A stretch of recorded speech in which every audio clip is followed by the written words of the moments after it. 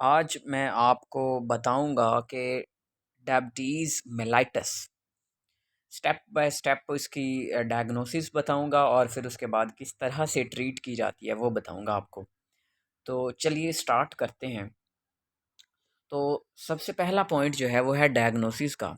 तो डायग्नोसिस के अंदर मतलब जैसे ही आपके पास कोई पेशेंट आता है और वो आपसे कहता है कि मुझे बहुत ज़्यादा भूख लगती है, मुझे बहुत ज़्यादा प्यास लगती है और मुझे बहुत ज़्यादा जो है वो छोटा पेशाब आता है, तो उस टाइम पे क्या करना चाहिए?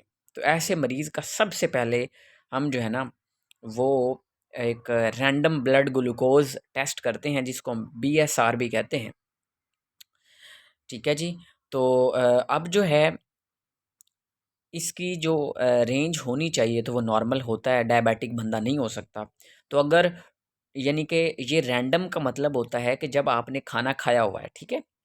तो खाना खाया हुआ है तो उस टाइम के ऊपर अगर ये अप टू 200 mg पर डेसीलीटर है तो इसका मतलब है कि ये बंदा जो है वो डायबिटिक हो सकता है। लेकिन उसके साथ साथ उसकी ये सिम्टम होनी चाहिए। पॉलीयूरिया का मतलब है बहुत ज़्यादा पेशाब आना, बहुत ज़्यादा यूरिनेशन होना। पॉलीडिप्सिया का मतलब होता है कि बहुत ज़्यादा जो है वो प्यास लगना, और पॉलीफेजिया का मतलब है कि बहुत ज़्यादा भूख लगना और खाना खा लेना। नंबर 2 पे फास्टिंग अगर ब्लड ग्लूकोज 125 मिलीग्राम पर डेसीलीटर पर हो 3 डिफरेंट टाइम के ऊपर, तो ये 2 चीज़ें कन्फर्म करती हैं। एंड नंबर 3 जो है वो है HbA1c, जिसको हम जो होती है इसको हम बोलते हैं ग्लाइसोलेटेड,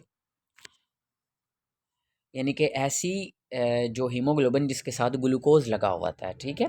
तो ये हम कहते हैं ये अप टू अगर 6.5% है तो इसका मतलब है कि बंदा जो है वो डायबिटिक है। तो ये 3 टेस्ट जब हो गए तो बंदा डायबिटिक हो गया। अब आपने सबसे पहले ट्रीटमेंट कैसे स्टार्ट करना है, ऐसा तो थोड़ा ही है कि आप डायरेक्ट उसको इंसुलिन लगा दें, बल्कि आपने एक ट्रीटमेंट कैसे करना है।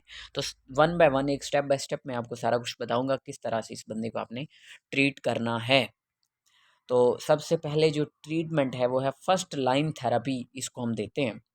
और इसके अंदर हम उसको कहते हैं कि लाइफ़स्टाइल की मॉडिफ़िकेशन करे। मसलन वो अपनी डेली आधा घंटा कम से कम एक्सरसाइज करे, डाइट अच्छी रखे, बहुत ज़्यादा शुगर इनटेक ना करे, मतलब ऐसी चीज़ें खाए जिनके अंदर बहुत ज़्यादा जो है वो मतलब खाना जिसमें शुगर्स ना हो, जिसमें चीनी ज़्यादा ना हो, तो ऐसी खाने से परहेज़ करे और साथ में वर्जिश करे।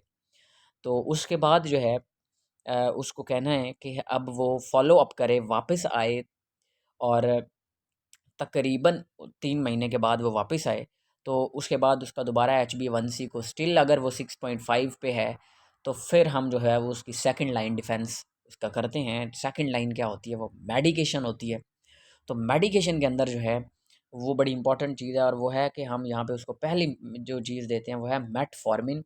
और मेटफॉर्मिन क्या करवाती है एक्चुअल में कि क्योंकि देखें ग्लूकोज ज़्यादा होती है ब्लड में, जिसकी वजह से बंदे को क्या हो जाती है, डायबिटीज़ मेलाइटस हो जाती है, क्योंकि उसको कम करने के लिए इंसुलिन उतना बना नहीं रहा है पैंक्रियास। तो इस वजह से जो मेटफॉर्मिन है ये क्या करवाती है, ये एक्चुअल में इनहिबिट करवाती है लिवर ग्लूकोनियोजेनेसिस, यानी कि जो लिवर के अंदर बनती है ना एक्चुअल में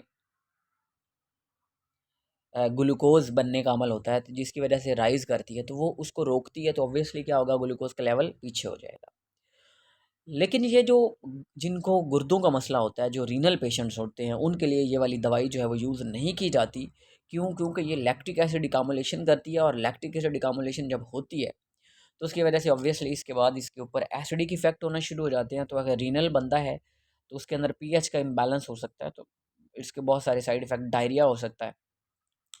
क्यों क्यों डायरिया हो सकता है? क्योंकि जो है वाटर की रीअब्ज़ॉर्प्शन के अंदर मसला हो सकता है बंदे के अंदर, क्योंकि आपको पता है किडनी के अंदर जब पेशाब बन रहा होता है तो वहाँ पे वाटर वापस प्रॉपर रीअब्ज़ॉर्ब नहीं हो पाता, या फिर जब लार्ज इंटेस्टाइन के अंदर खाना जो है वो जितना अब्ज़ॉर्ब होना था हो गया, और अब इनफ वाटर नहीं रीअब्ज़ॉर्ब हो रहा, तो अब इसको जो है वो मेडिकेशन दी। तो सबसे पहले हमने कौन सी मेडिकेशन दी? मेटफॉर्मिन। उसके बाद अगर उसको स्टिल 3 महीनों के बाद उस फ़ॉलो-अप का कहना है, और अगर फिर उसका HbA1c जो है वो रेज़्ड है, 6.5 तक है या 7 तक है, तो फिर हमने नेक्स्ट जो है वो हमने क्या करना है, सेकंड पॉइंट है कि हमने एक और ड्रग उसके साथ शामिल कर देनी है। यानी कि जो हमने पहली चीज़ जो है वो जो हम यूज़ कर रहे हैं ड्रग पहले, जिसको हम मेटफॉर्मिन कह रहे हैं, तो इस वो तो यूज़ कर रहे हैं, लेकिन उसके साथ ये भी बढ़ा देनी है। एक सल्फोनाइल यूरिया एक ड्रग की कैटेगरी है जिसके अंदर ग्लिपिजाइड है। ग्लिपिजाइड जो है बहुत सारी कंपनीज बना रही होती हैं।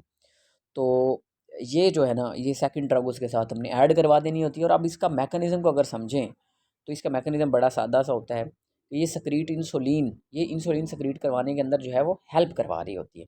ठीक है, अब इसका साइड इफ़ेक्ट क्या होता है कि ये ज़्यादातर हाइपोग्लाइसीमिया, मतलब कि ज़रूरत से ज़्यादा ही शुगर को कम करवा देती है।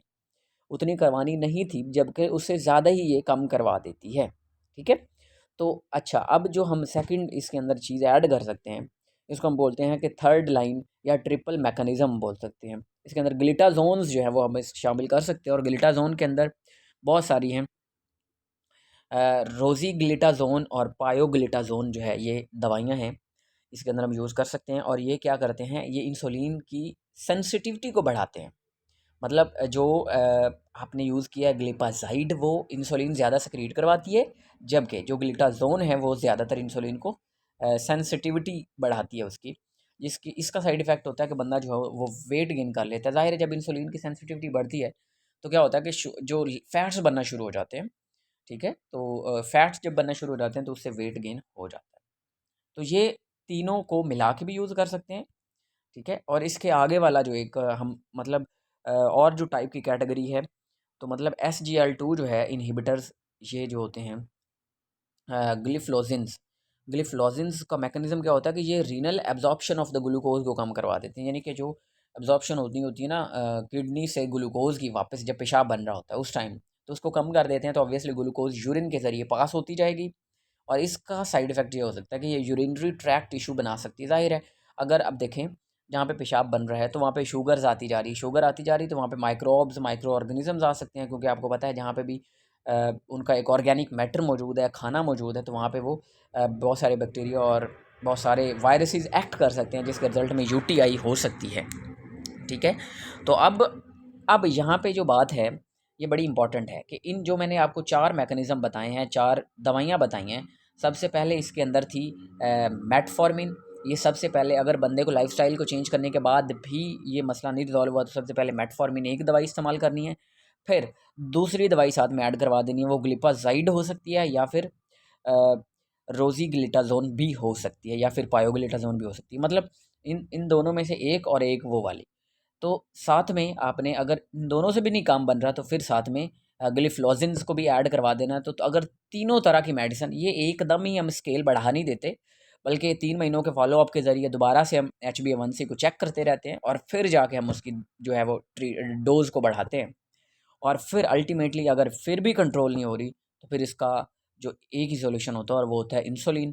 अब इंशाल्लाह जो नेक्स्ट मैं अपने आपको बताऊंगा कि इंसुलिन जो होती है, इंसुलिन किस तरह की लगाई जाती है, कितने टाइप्स की होती है और किस तरह से वो वर्क करती है, और किस तरह से इंसान इससे छुटकारा भी हासिल कर सकता है या नहीं कर सकता, या ये सारी उम्र ही लगानी पड़ती है। Thank you.